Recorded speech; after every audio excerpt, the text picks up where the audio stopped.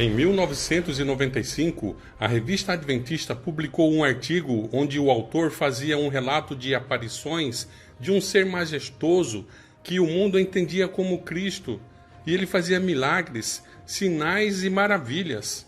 Bolas de fogo saíam de suas mãos, pessoas eram curadas, havia muitos sinais sobrenaturais pelo mundo inteiro. Ele apareceu em Nova York, Paris e em diversas cidades do mundo. A comunidade adventista ficou empolvorosa. Pregadores do púlpito contavam esse relato. E nós chegamos até a discutir com alguns irmãos por causa disso, pelo mal entendido. Porque no final do artigo ele dizia: se você acha que esse cenário parece muito fantasioso, então leia O Grande Conflito. Obviamente, o autor usou de um recurso literário impressionante para escrever aquele artigo. E depois a revista até publicou uma nota dizendo que não era verdade, era somente situações hipotéticas. Bem, mas fato é que agora, como estamos caminhando para o final, essas coisas não serão hipotéticas. Serão reais e devemos estar preparados, porque muitos serão enganados. Ellen White diz que será frequente a aparição de falsos cristos representados pelos próprios anjos caídos e depois pelo próprio chefe deles.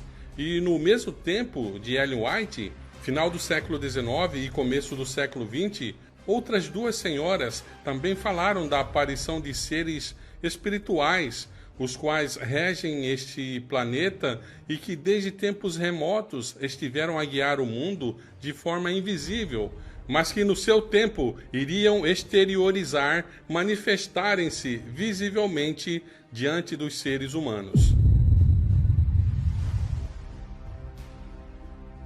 Helena Blavatsky e Alice Bailey foram duas pessoas escolhidas para difundir os ensinamentos dessa hierarquia, criando vários ensinamentos e formas de cultos a esses seres.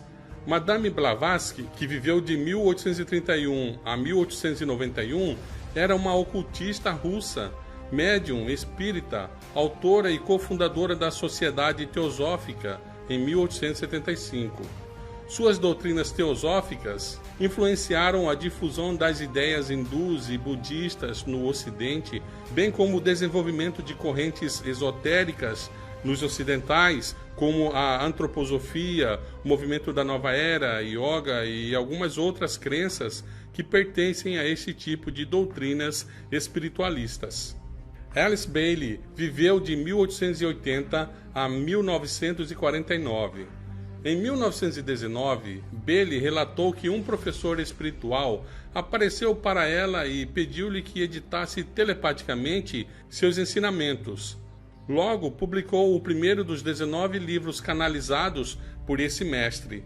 Ou seja, estava possuída para cumprir as ordens desse ser espiritual. Em 1920, Alice Bailey e seu novo marido, Foster Bailey, se separaram da sociedade e começaram a transmitir seus ensinamentos canalizados para o seu próprio grupo de seguidores. E em 1923, ela fundou a Escola Arcana em Nova York para ensinar meditação e desenvolvimento espiritual. Seus escritos popularizaram o termo A Nova Era e seus ensinamentos místicos e esotéricos prenunciaram o movimento da Nova Era que surgiu na década de 1960. Ela é agora amplamente conhecida como a mãe do movimento da Nova Era. Em sua busca para publicar seus próprios livros, que provavelmente teria sido um desafio para eles imprimirem em outro lugar, ela fundou uma editora em 1922 e nomeou pela primeira vez de Lucifer Company. Mas em resposta à reação da comunidade cristã, logo mudou o nome para Lucy Trust.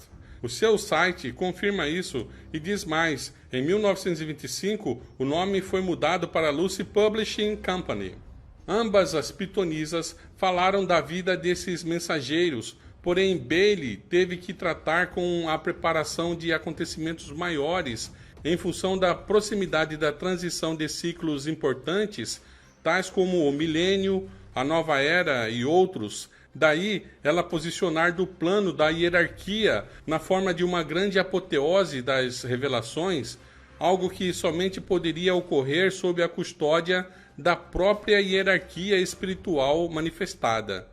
Ela falou sobre a manifestação da própria hierarquia, corrigindo os erros messiânicos do ciclo anterior, tratou de conferir então a forma correta da humanidade se preparar para a vinda da hierarquia espiritual na virada do milênio. Ela é considerada como o João Batista da nova era, anunciando a chegada da nova era. Assim, desde então, em seu livro A Exteriorização da Hierarquia, ela faz uma declaração muito reveladora sobre os acontecimentos que ocorrerão no futuro, mais precisamente no ano de 2025.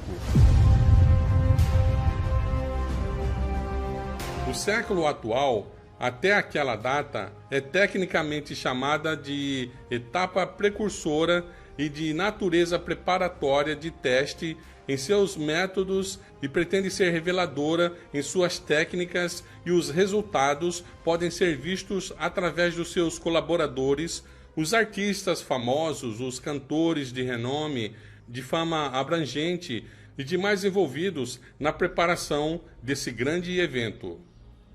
Então, este grupo de seres espirituais tem se reunido no 25º ano de cada século para planejar com sua contraparte humana a direção que eles querem que o mundo siga em 2025. Os professores de sabedoria, também chamados de hierarquia espiritual do nosso planeta, se encontraram na última vez em 1925. Segundo Bailey, os professores da hierarquia são os guardiões da humanidade e transferem as forças da Shambhala para os dirigentes e líderes da humanidade. Estas são as pessoas que afirmam que há muita gente no planeta e querem despovoar o mundo. Eles afirmam que o Cristo também reaparecerá junto com a exteriorização dos mestres. Sim, isso mesmo, o Cristo. Bailey diz que o chefe dos mestres na hierarquia é o Cristo. Vamos examinar quem é esse ser ao qual ela se refere como o Cristo, que nós sabemos que ela adora Lúcifer, sabemos que ela ensina em seus livros que Lúcifer é o salvador da humanidade, o iluminado que os iluminou. Ela também explica quem é a hierarquia dos seres espirituais. Sabemos que Lúcifer é o chefe dos demônios, o primeiro dos anjos que caíram. Portanto, se Lúcifer é aquele Cristo de que Bailey fala e que lidera esta hierarquia, então sabemos a quem ela está se referindo como aquele que está previsto para reaparecer com seus demônios. Há um grande novo movimento acontecendo e há uma tremenda interação acontecendo. Aumentando isso, continuará até o ano de 2025. Durante os anos seguintes, entre agora e então, grandes mudanças ocorrerão na Terra e na grande Assembleia Geral da Hierarquia, realizada como de costume a cada século. Em 2025, a data será, com toda probabilidade, marcada para o primeiro estágio da exteriorização da hierarquia, do livro Reaparecimento de Cristo. A hierarquia, eventualmente sob sua cabeça, o Cristo, funcionará aberta e visivelmente na Terra. Isso ocorrerá quando o propósito da vontade divina for melhor compreendido e o período de ajuste e iluminação mundial e reconstrução quando você tiver feito um progresso real. Lembre-se que nessa época falar-se-á muito sobre iluminação, portanto tome cuidado que essa iluminação fala de Lúcifer, daquela luz que vem de Lúcifer e não da luz que vem de Deus. Se você quer uma prova de que ela não fala se referindo a Jesus, o Filho do Deus único, verdadeiro, então aqui está. Hoje, como resultado dessa presença divina em desenvolvimento, um novo conceito de Cristo em nós está entrando nas mentes dos homens em todos os lugares, a esperança da glória. Há uma crença crescente e em desenvolvimento de que Cristo está em nós como estava no Mestre Jesus. E essa crença alterará os assuntos mundiais e toda a atitude das pessoas e da humanidade diante da vida. Alice Bailey, O Reaparecimento de Cristo, página 36. Portanto, Jesus não é o Cristo. Há um outro Cristo que estava acima de Jesus. Cristo é de nós, como foi do Mestre Jesus. Você vê que ela faz uma distinção entre Jesus e Cristo, que são dois seres diferentes. Sabemos que, segundo a palavra de Deus, que Jesus é o Cristo, o Filho do Deus vivo, e sua residência está atualmente nos céus, ao lado de seu Pai. Mas onde fica a residência daquele Cristo do qual ela fala? Ele está no seu redor, naquele lugar alto na terra, onde ele tem sua morada. Eles estão todos reunidos hoje, seus grandes discípulos, os professores de sabedoria e todos aqueles filhos libertos de Deus que, através dos séculos, passaram das trevas para a luz, do irreal para o real e da morte para a mortalidade. Estão prontos para cumprir seu comando e obedecer o Mestre de todos os mestres e o Mestre dos anjos e dos homens. Alice Bailey, O Reaparecimento de Cristo, página 37. Claramente, ela se refere a Satanás, o que foi lançado por terra junto com o restante de seus anjos e tem estado nos lugares altos da terra. Hoje, outro reconhecimento se torna possível. É o reconhecimento em todas as partes do mundo, o retorno iminente de Cristo e de novas oportunidades espirituais que este evento tornará possível. Alice Bailey, O Reaparecimento de Cristo, página 41. A exteriorização da hierarquia significa simplesmente que este é um evento onde demônios, junto com o seu mestre Satanás, aparecerão diante dos homens e mulheres do mundo. Durante esses anos, eles estiveram se escondendo e trabalhando nas trevas, mas, de acordo com Bailey, está se aproximando o momento em que eles serão apresentados ao mundo. Um fato difícil de aceitar para o pensador ortodoxo de qualquer fé é o fato de que Cristo não pode retornar, porque ele sempre esteve aqui em nossa terra, zelando pelo destino espiritual da humanidade.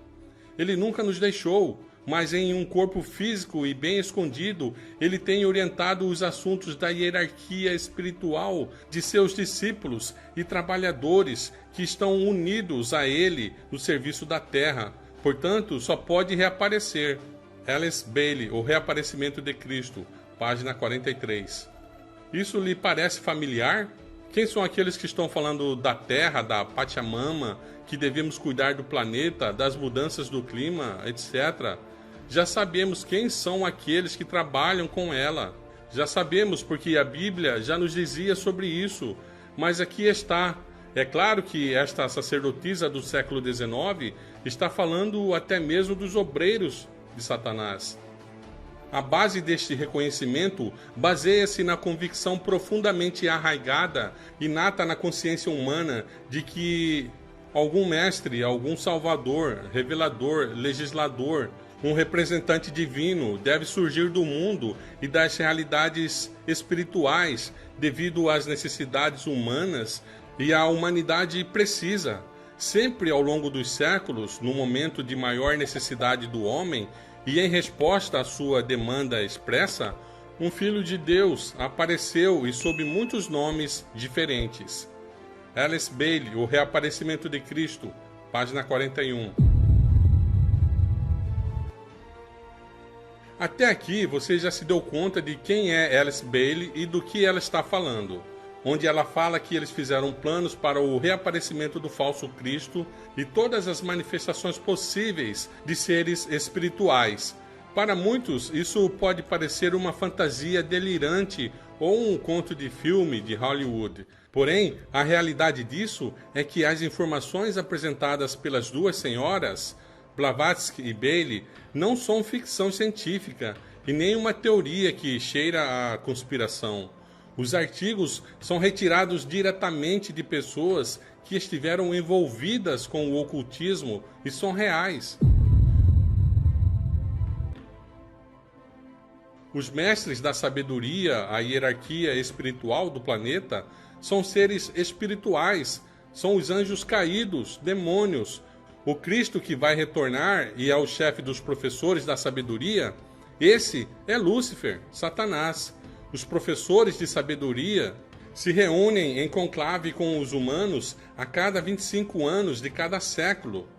E a última vez que se encontraram foi em 1925. E eles estão programados para se encontrarem agora, em 2025. Resta apenas 2 anos. O encontro previsto para 2025 é o primeiro da exteriorização da hierarquia, ou seja, o aparecimento dos demônios e do seu líder no planeta. Agora que vimos isso, podemos imaginar como eles farão tudo isso. Alice Bailey, envolvida com os anjos caídos, declarou que havia um grupo de pessoas aqui na Terra que servia ao propósito dessa hierarquia, o cajado de Cristo.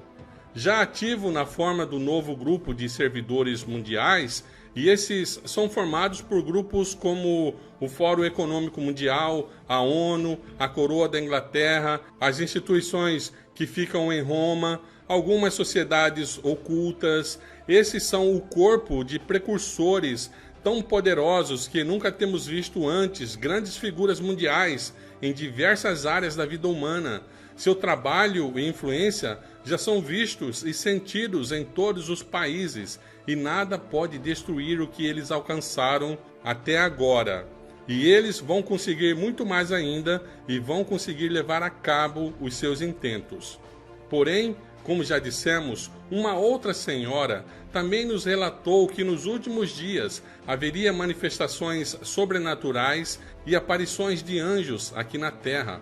Porém, esses anjos terão como finalidade o engano dos seres humanos e não trazer a verdadeira luz que vem de Jesus. Surgirão falsos cristos e falsos profetas, operando grandes sinais e prodígios, para enganar, se possível, os próprios eleitos. Mateus 24, 24. O inimigo está se preparando para enganar o mundo inteiro por seu poder operador de milagres. Ele se apresentará como os anjos de luz e personificará Jesus Cristo. Ao ampliar seu poder, ele há de realizar verdadeiros milagres. Dizem as Escrituras: seduz aqueles que habitam sobre a terra por causa dos sinais que lhe foi permitido realizar. Apocalipse 13, 14. Não meramente os que ele pretende fazer. Esse texto apresenta alguma coisa mais que simples ilusionismo. Há, porém, um limite além do qual Satanás não pode ir. E aí ele chama em seu auxílio o engano e falsifica a obra que não tem realmente o poder de efetuar. Nos últimos dias, ele se apresentará de tal maneira que faça os homens crerem que ele é Cristo, vindo pela segunda vez ao mundo. Ele se transformará, na verdade, em anjo de luz. Ele virá personificando a Jesus, realizando grandes milagres, e as pessoas se prostrarão e o adorarão como Jesus Cristo. Seremos ordenados a adorar esse ser, a quem o mundo glorificará como Cristo. Está chegando a hora da provação que há de vir sobre o mundo inteiro, para pôr à prova os que habitam sobre a terra. Todos aqueles cuja fé não estiver firmemente estabelecida na palavra de Deus serão enganados e vencidos. Satanás age com todo o engano de injustiça, para obter domínio sobre os filhos dos homens, e seus enganos aumentarão continuamente.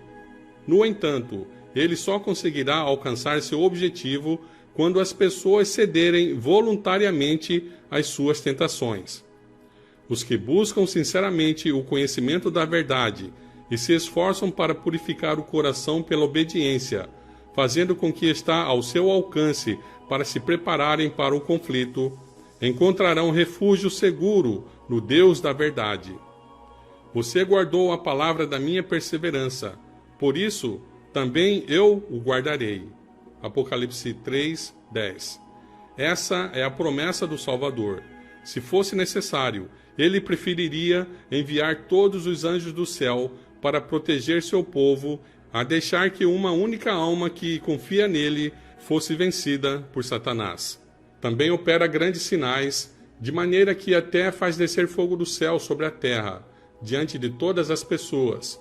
Apocalipse 13, 13. Ao se aproximar o povo de Deus dos perigos dos últimos dias, Satanás faz ardorosa consulta com seus anjos quanto ao plano de maior êxito no sentido de lhes transtornar a fé. Vê que as igrejas populares já estão sendo embaladas para dormir pelo seu poder enganador. Por meio de agradáveis enganos e mentirosas maravilhas, ele pode continuar a conservá-los sob o seu domínio. Dirige, portanto, seus anjos para que lancem suas ciladas, especialmente para os que aguardam o segundo advento de Cristo e estão se esforçando para observar todos os mandamentos de Deus. Somos advertidos de que, nos últimos dias, ele trabalhará com sinais e prodígios de mentira, e continuará esses prodígios até o fim do tempo de graça, para que os indique como prova de que ele é um anjo de luz e não de trevas. Satanás virá para enganar, se possível, os próprios escolhidos. Ele alega ser Cristo e se apresenta dizendo ser o grande médico missionário. Ele fará com que desça fogo do céu à vista dos homens, para provar que é Deus. São os prodígios de mentira do diabo que o levarão ao mundo cativo, e ele fará descer fogo do céu à vista dos homens. Ele operará milagres. Esse prodigioso poder operador de milagres abrangerá todo o mundo. Alguns serão tentados a aceitar esses atos sobrenaturais como sendo de Deus. Enfermos serão curados diante de nós. Milagres serão realizados à nossa vista. Estamos nós apercebidos para a prova que nos aguarda quando as mentirosas façanhas de Satanás forem mais amplamente exibidas? Não serão muitas pessoas enredadas e arrebatadas?